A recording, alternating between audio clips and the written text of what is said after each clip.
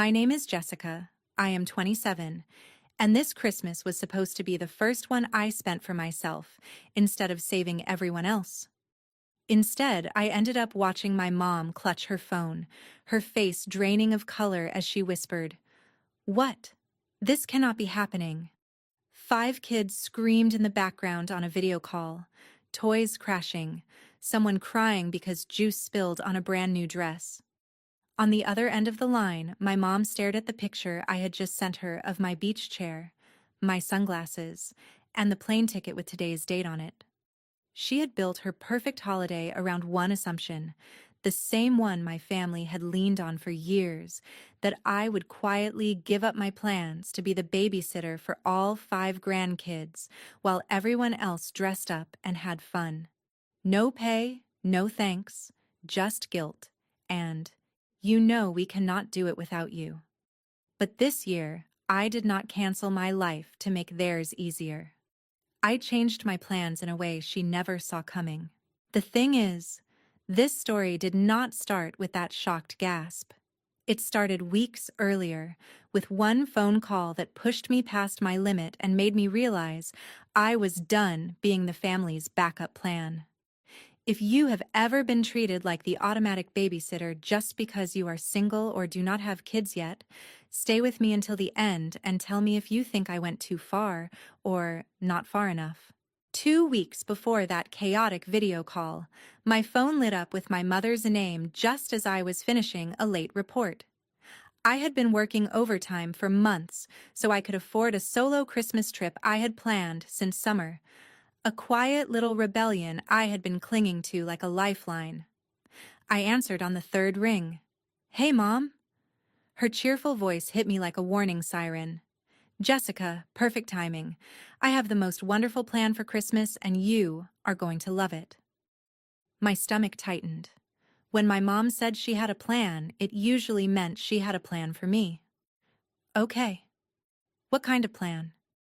"You know how your sister and your brother are bringing the kids this year," she began, her tone too casual. "And they really deserve a night off? They work so hard. We were thinking you could watch the kids for a couple of days while we get everything ready and have some adult time. It will only be 5 kids. You are so good with them." There it was. 5 kids, 2 under 3, 1 in the middle of a dinosaur phase, and a pair of noisy twins who treated every room like a jungle gym. "Mom, I already told you I booked a trip for Christmas, remember? The beach place I have been saving for all year." She went quiet for half a beat, then laughed it off. "Well, of course, but you can move that, right? It is not like you have a husband or kids to worry about. You are flexible. Your family needs you." Flexible. That word burned. What she really meant was that my time, my job, my life were all optional compared to everyone else's. I stared at my half-packed suitcase in the corner. Plane tickets, non-refundable, vacation days already approved. "I do not know, Mom. I really need this break." "You get breaks all the time," she countered immediately. "They do not. Besides, you love the kids. Think about their little faces when they see you. You would not want to disappoint them, would you?" There it was, the familiar cocktail of guilt and obligation she had poured for me my whole life. Growing up, if someone needed a last-minute babysitter, it was me. When my classmates had parties, I was the one stuck at home with a crying toddler cousin. When my coworkers planned spontaneous weekend trips, I was the one canceling because a sibling had an emergency, and my mother volunteered me without asking. I hesitated, my throat tight. "Mom, it is not about the kids. It is about the fact that no one ever asks if I am okay with it. It is just assumed." "Oh, do not be dramatic," she snapped, the sweetness dropping from her voice. "Everyone else has real responsibilities. You are the only one without a family of your own. You should be grateful they trust you with their children." Real responsibilities. As if my life did not count because it did not look like theirs. Something in me cracked, but instead of shattering, it sharpened. A cold, clear thought slid into place. If they saw me as the built-in babysitter, maybe it was time they finally experienced what it was like without me. I cannot promise anything, I said slowly. I need to think. You do not have to think, she replied briskly. You know what the right thing is. We are all counting on you. Then she hung up, confident the guilt would work like it always had. I sat there, phone still in my hand, pulse pounding against my ribs. For the first time, instead of rehearsing excuses to get out of my trip, I found myself thinking about something else entirely, a question that would not let go. What if this year I let them feel the chaos they always dumped on me? I did something I almost never did when it came to my family. I did not answer right away. I let her words sit there, ringing in my ears, and instead of calling back, I called someone else. Martha did not bother with hello. You have the voice you use when your family is being ridiculous, she said. What happened this time? I told her everything, pacing my tiny living room, stepping around my suitcase as if it were evidence of a crime. The months of planning my trip, the phone call, the way my mom had said real responsibilities, how 5 kids had somehow become my Christmas. By the time I finished, Martha was silent for a moment, which was rare for her. Jess, she finally said, do you realize they do this every year? I did. I just hated admitting it. She started counting it off, year by year. Last Christmas, you skipped your office party to drive 3 hours and watch the twins while everyone else went to a concert. The year before that, you spent New Year's with a fever and 3 toddlers so your sister could get one night out. And remember the wedding you missed because your brother double-booked you as a babysitter? Each memory flashed in my mind like its own little scene. Tiny hands tugging at my shirt while my phone buzzed with pictures of my friends having fun without me. Texts from my mom thanking me and then, weeks later, acting like it had been no big deal. Yeah, I said quietly. I remember. So why are you still letting them? Martha asked. They treat you like a service, not a person. If they really respected you, they would at least ask, not just assign you. Her words hit harder than any guilt text ever had. Because she was right. Somewhere along the line, I had become the responsible one, the single one, the one whose plans were always negotiable. Maybe I should just say no, I whispered, more to myself than to her. Or, Martha said, her voice sharpening, maybe you should stop warning them and let them deal with the consequences. They never give you a heads up before they dump their plans on you. Why are you the one who has to be considerate? I sank onto the couch, chewing my lip. The idea made my stomach flip. Let them feel the chaos. Let them see what I actually absorbed for them every holiday. That would be petty, I said weakly. That would be fair, she shot back. You are not trying to hurt the kids. You are trying to force the adults to act like adults. There is a difference. Later that night, my phone buzzed again. This time, it was the family group chat, filled with confetti emojis and long paragraphs about our big Christmas plans. Right in the middle of the thread, my mom had written, Jessica already promised to take all the kids so we can focus on hosting. She is such an angel. We would be lost without her. Promised. I stared at that one word so long it blurred. I had not promised anything. I had said I needed to think. Somehow, in her version of the story, that had turned into a done deal. My heartbeat slowed, turning cold and steady. I watched as my siblings reacted with relief. This is amazing. I really needed this break. Jess, you are a lifesaver. None of them asked if I was okay with it. None of them even checked with me before celebrating. Something inside me finally snapped, but not in the loud, messy way I had always imagined. It was quieter than that, like a knot loosening. Fine, I thought. You want to pretend I promised? You want to assume I will sacrifice myself again? Then this year, you can celebrate without me for real. My fingers hovered over the keyboard. I typed, then deleted, then typed again, before finally sending a message so neutral it almost made me laugh. Got your messages. I will figure out my schedule and let you know. Out loud, I still sounded like the reasonable daughter, but inside, the plan was already shifting. For the first time in my life, I was not looking for a way to fit myself into their expectations. I was looking for a way out. The next day, during my lunch break, I opened my laptop and stared at the open tab for my beach rental. For weeks, I had been hovering over the payment button, afraid my family would somehow talk me out of it. Now, that fear felt smaller than my anger. I checked the dates again. Check in, December 23rd. Check out, December 27th. The exact window my mom wanted me glued to a couch with 5 kids hopped up on sugar. I hovered for one last second, then clicked confirm. Just like that, the trip became real. Not a someday fantasy, not a maybe, a fact. My phone buzzed a few minutes later. It was my mom again. "Have you thought about what we talked about?"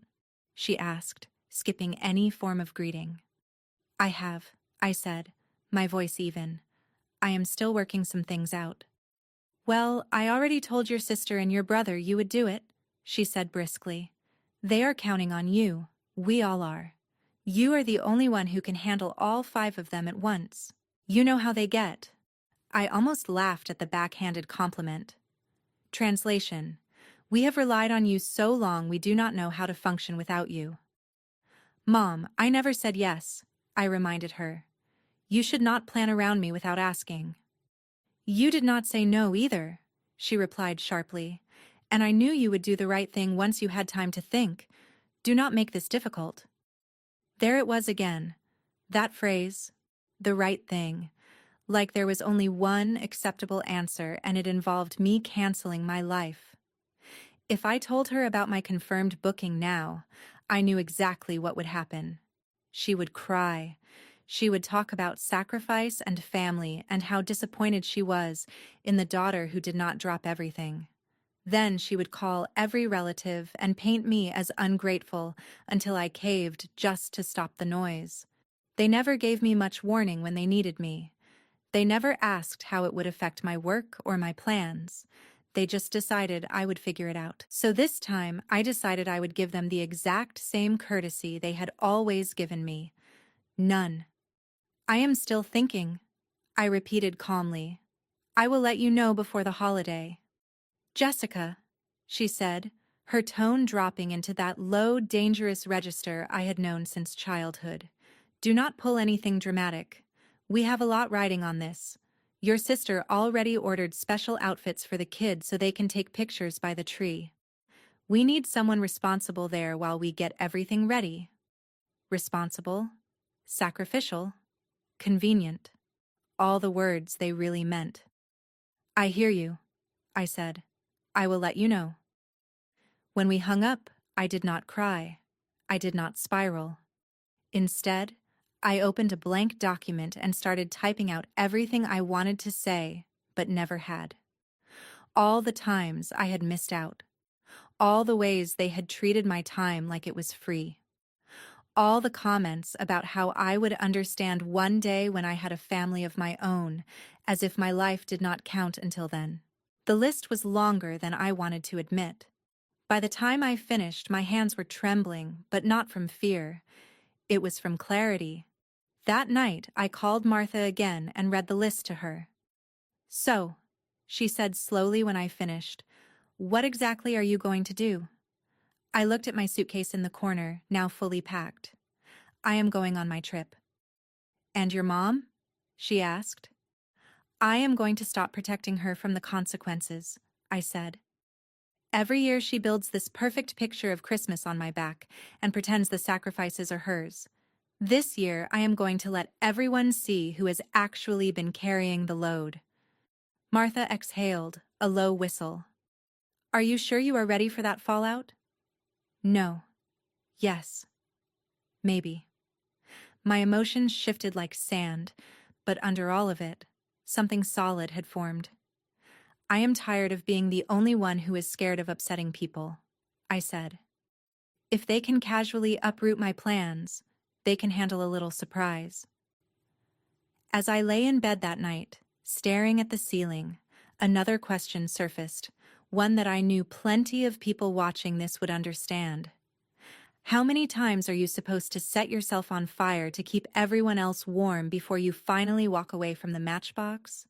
I did not have the full answer yet, but I knew I was done burning. Christmas Eve arrived faster than I expected. For once, instead of waking up to a long list of instructions about snacks and nap times, I woke up to my alarm and the soft hum of my suitcase wheels waiting by the door. My flight was at 10. My mom still thought I would be at her house by noon. I brewed coffee, showered, and got dressed in the most unfestive outfit I owned, just to remind myself this was my holiday, not theirs. Before I grabbed my keys, I opened the family group chat one more time. New messages had piled up overnight. Pictures of half-wrapped presents, my sister complaining about glitter everywhere, my brother whining about last-minute shopping. In the middle of it all, my mom had written, "Jessica will be here tomorrow to take the kids so we can finish everything. Thank goodness for her. I do not know what we would do without that girl." The words made my jaw clench, but they also steeled my resolve. I opened a new private chat with my mom. My fingers shook, but I kept typing. "I wanted to remind you that I never agreed to watch the kids this year. I will be out of town over Christmas. I hope you all have a great holiday, but I will not be babysitting." I stared at the message for a long second, then hit send before I could talk myself out of it. Almost immediately, the typing dots appeared. "Out of town?" she wrote. "What are you talking about? You knew we were counting on you. You cannot just change your mind now." A strange calm settled over me.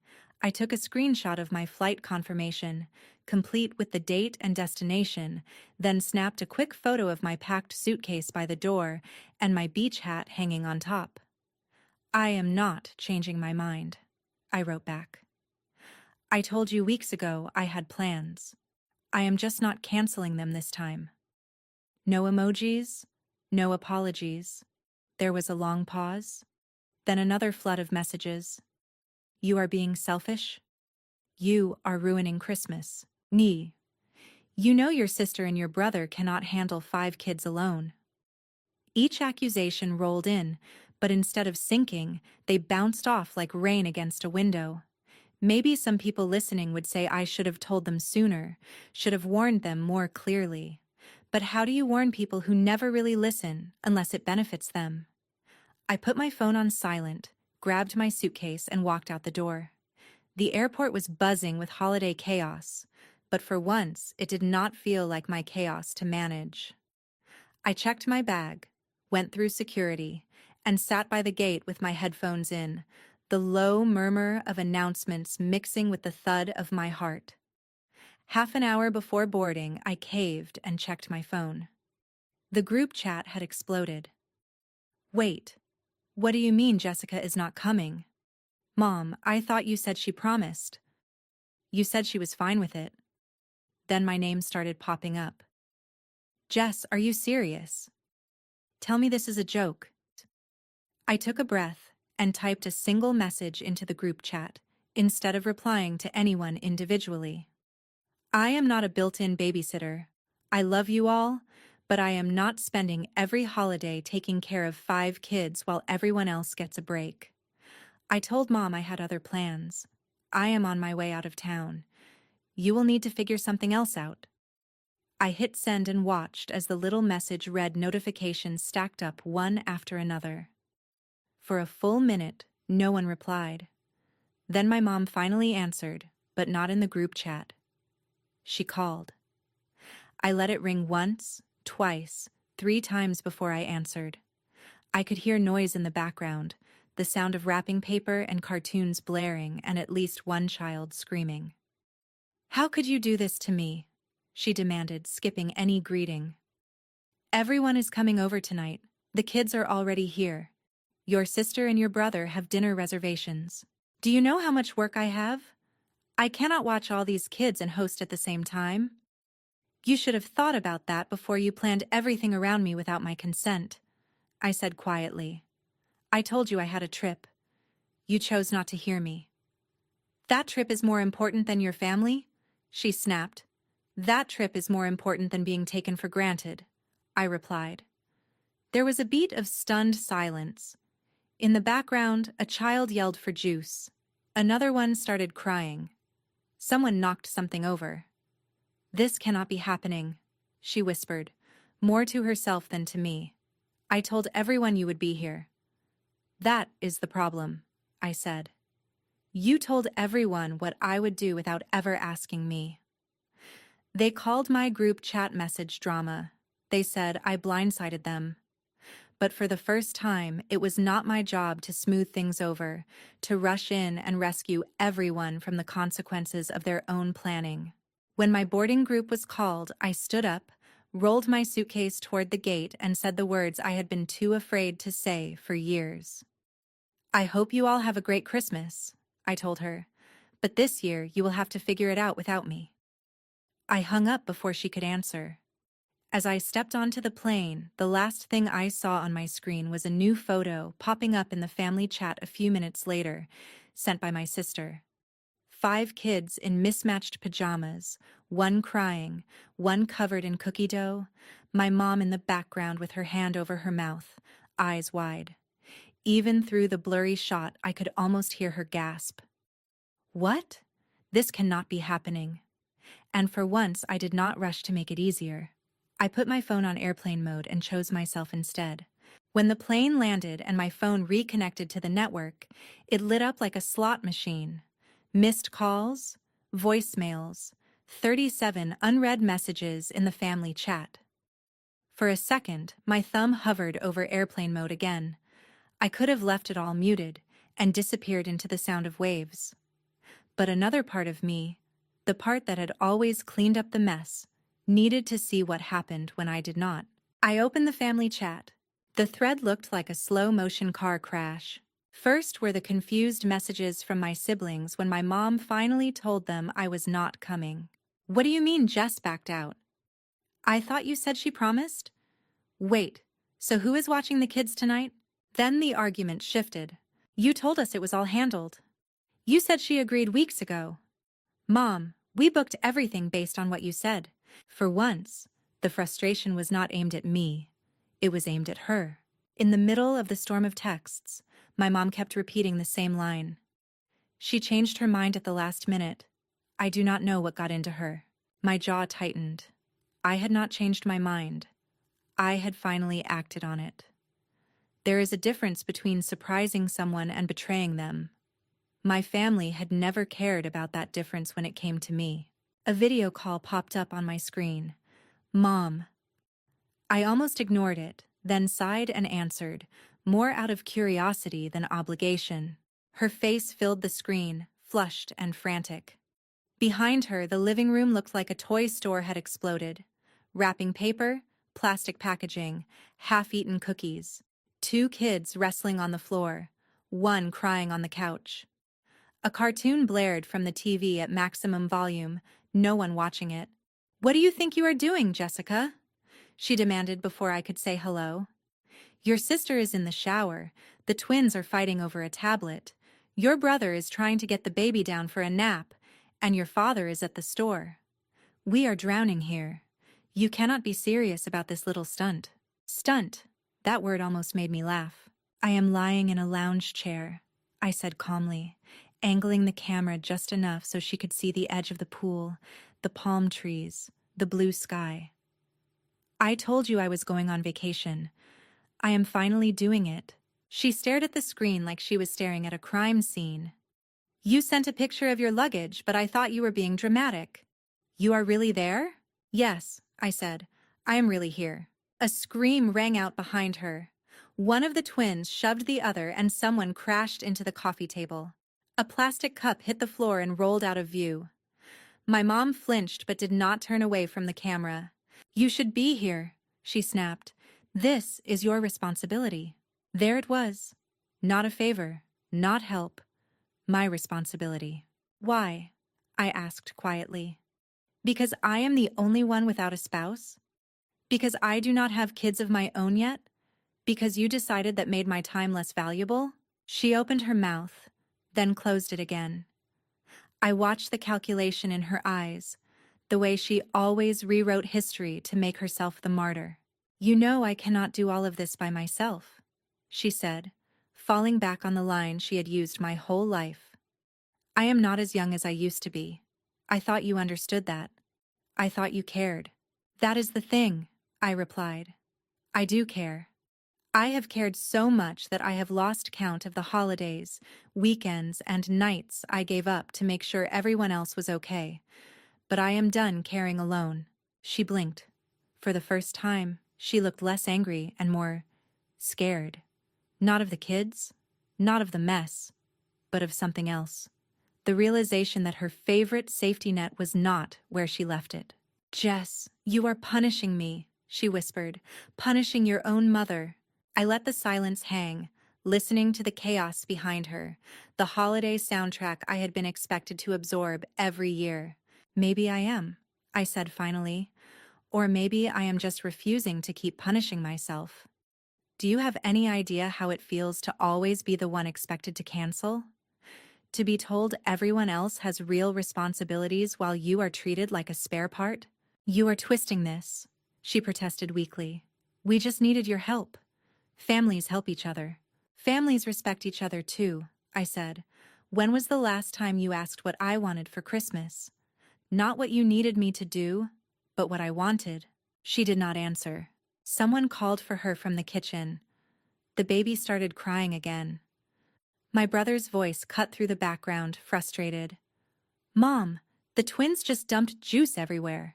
My mom's eyes darted away from the camera. For a moment, I saw the raw panic there.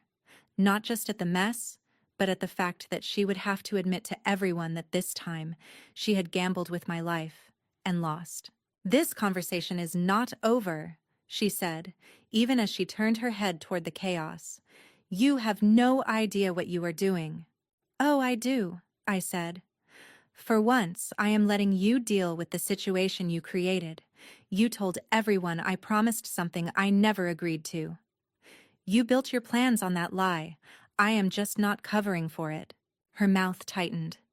You are going to regret this when you realize you have pushed your family away. The funny thing was, I had already spent years feeling pushed to the edges of my own family, useful only when they needed something. Maybe, I said softly. Or maybe you are going to regret realizing how much you have taken me for granted. I ended the call before she could reply. For a moment, guilt surged up, familiar and heavy. I almost reached to call her back.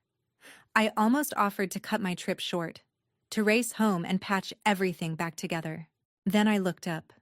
A kid splashed in the shallow end of the pool, squealing with joy while his parents watched from nearby chairs, laughing and relaxed, taking turns getting in the water. No one looked exhausted. No one looked like they had been tricked into being there. I lay back and closed my eyes, letting the sun warm my face. How many of us grow up believing that being a good daughter means being endlessly available? How many of us confuse exploitation with love because it is wrapped in words like family first and sacrifice? The messages kept coming. Angry texts. Guilty ones. A photo of my sister in a wrinkled dress with a kid on each hip, her hair half done and her expression furious. A half-typed apology from my brother that turned into another accusation midway through. For once, I did not respond. I let the thread run wild without me. And as cruel as some people might think that sounds, it felt less like vengeance and more like balance finally snapping into place. If you always save everyone from the fire, how will they ever learn to stop playing with matches? That night, while my family scrambled to rebook dinners, cancel plans, and trade shifts watching the kids, I watched the sunset bleed orange and pink across the water. I ordered room service. I listened to the ocean instead of complaints. For the first time in years, Christmas Eve belonged to me. And somewhere, in a house full of screaming children and broken expectations, so did the consequences. I did not hear my mother's voice again until 2 weeks after Christmas. The first few days after my trip, the family group chat had been a battlefield. My siblings argued about whose fault it was that their plans fell apart. My mom tried to steer the narrative back to me being unpredictable and over-emotional, but some of the messages slipped through her control. "Why did you tell us she promised when she did not?" my brother wrote at one point.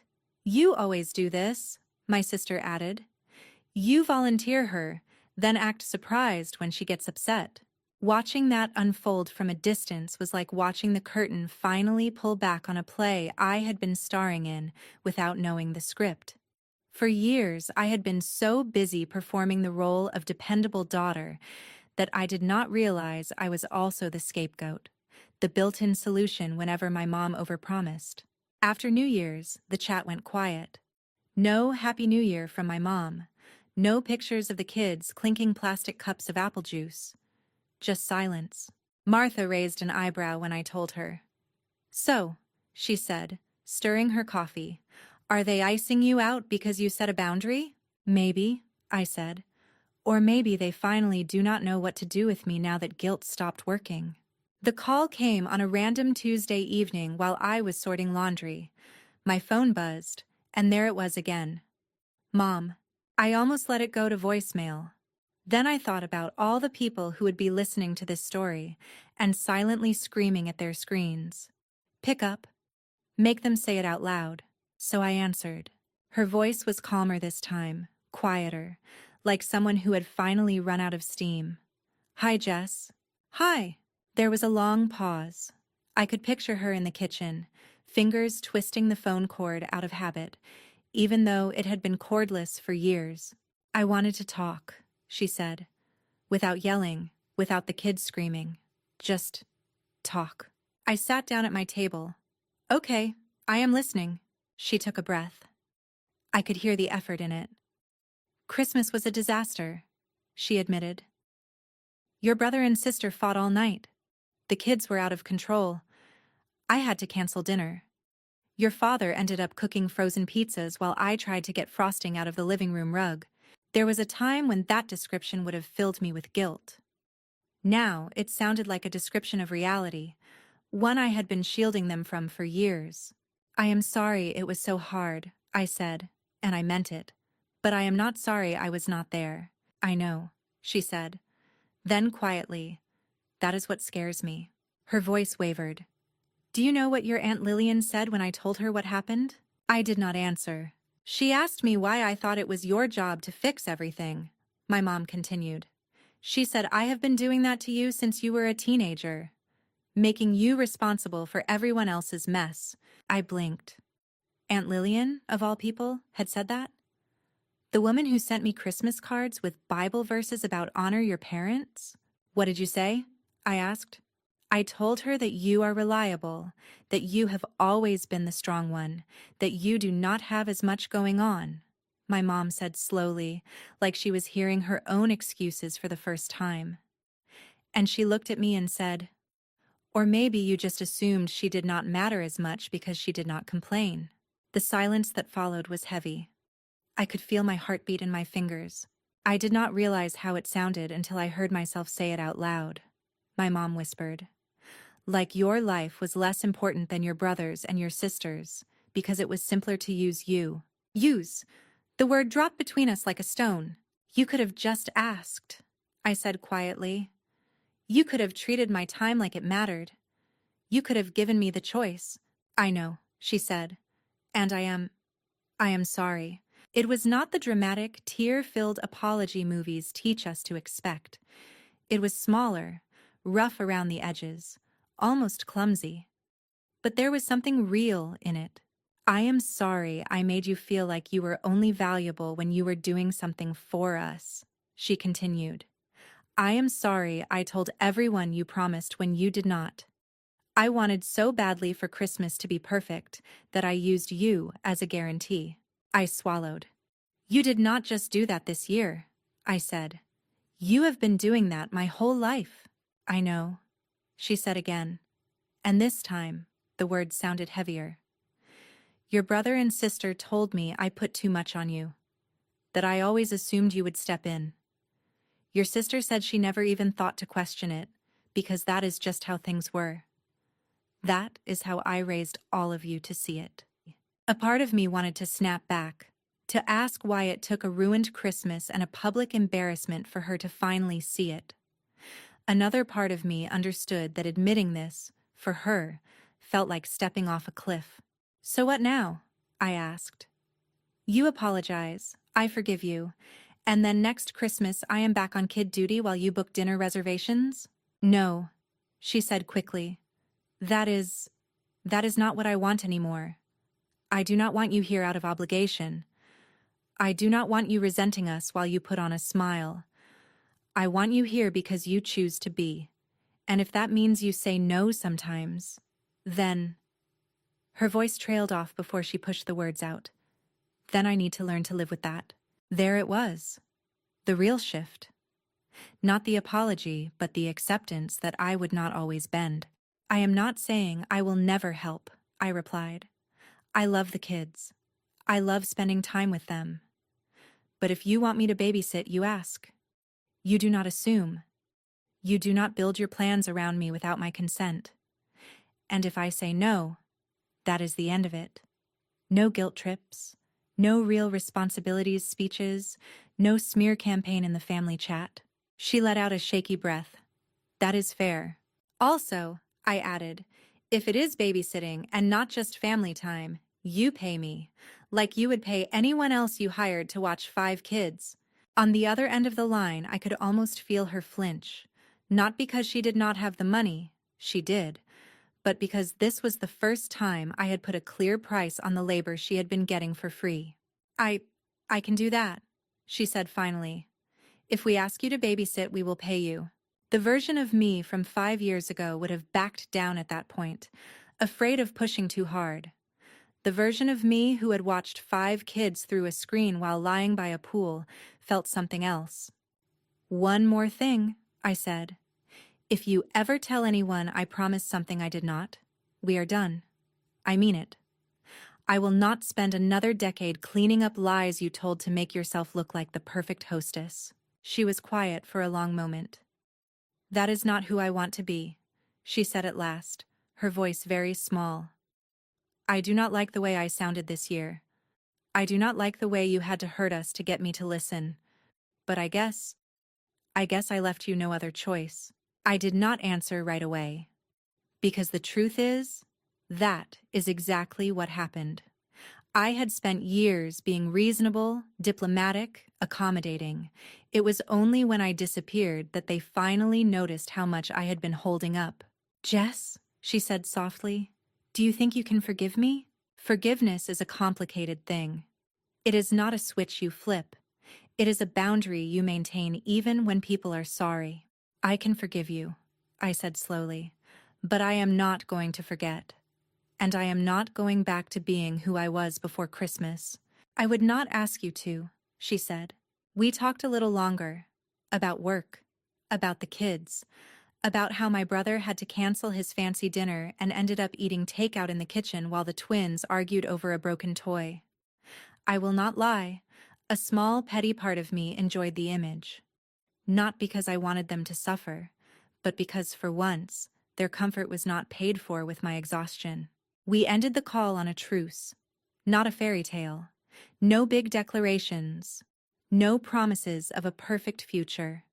Just a quiet agreement that things would be different, and that if they were not, I would walk away again. This time, without warning. Weeks later, when my sister texted, "We are thinking of doing a family barbecue in the spring. No babysitting, just hanging out. You in?" I believed her. For the first time, she sounded like she was inviting me as a person, not as coverage. Maybe that is the real revenge. Not screaming, not dramatic disowning, but forcing people to rebuild their world without assuming you are the foundation they get to stand on for free. I do not know how next Christmas will look. Maybe I will be there, sharing hot chocolate and laughing with my nieces and nephews while my siblings take their own turns putting kids to bed. Maybe I will be on another trip, watching the waves roll in while I send a polite, Merry Christmas text and nothing more. What I do know is this. They now understand that if they want me in their lives, they have to treat me like an equal, not a resource. They have felt, in one brutal holiday, exactly how heavy the load is when I am not there to carry it. And my mother, the woman who once gasped, "This cannot be happening," now knows that her perfect plans fall apart without my consent, not my compliance. So you tell me, was I cruel for stepping back and letting my family feel the chaos they had always dumped on me? Or was this the only way to make them finally see me as more than the built-in babysitter? Would you have gone further? Or do you think I drew the line exactly where it needed to be?